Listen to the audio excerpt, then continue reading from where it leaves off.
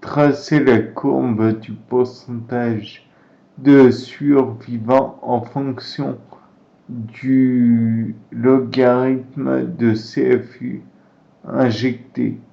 Donc CFU unité formant colonie.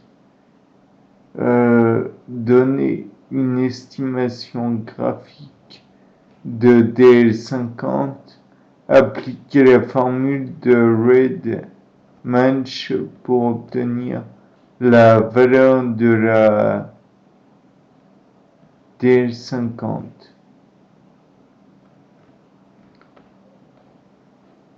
Et cette formule, c'est le pourcentage de mortalité au-dessus de 50%, moins 50 sur le pourcentage de mortalité au-dessus de 50%, moins le pourcentage de mortalité en dessous de 50%. C'est la distance proportionnée.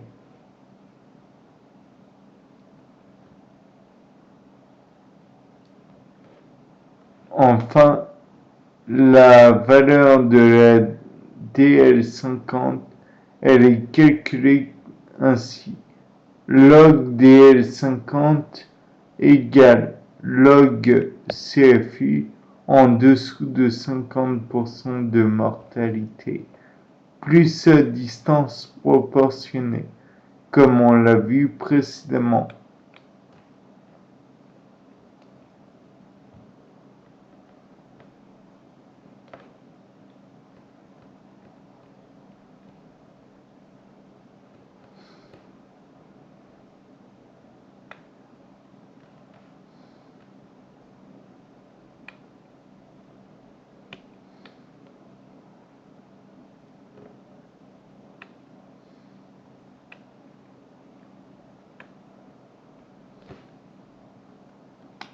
Les tests de violence in vivo.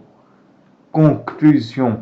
Expérimentation animale, de plus en plus de réglementation et d'encadrement. Chaque protocole doit être validé par un comité d'éthique. Application de la règle des 3 R.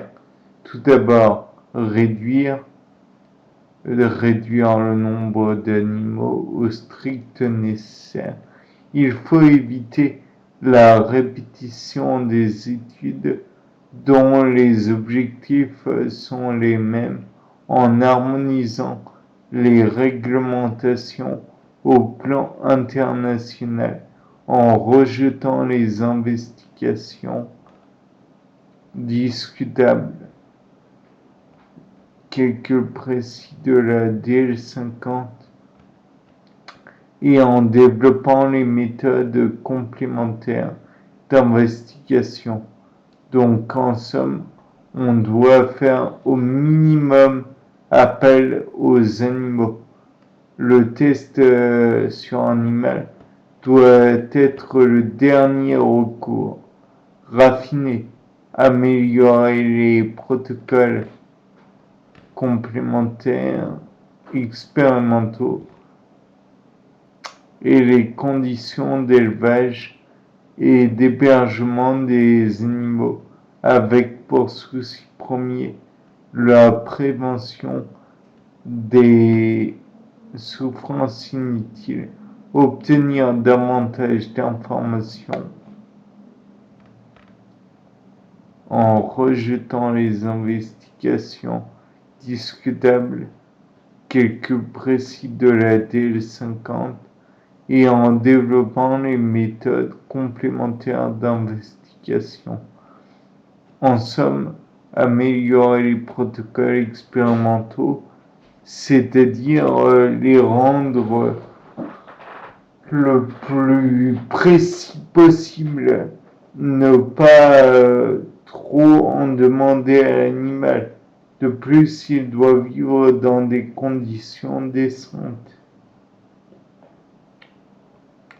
remplacer aussi souvent que possible les tests sur animaux vivants par des tests dits alternatifs,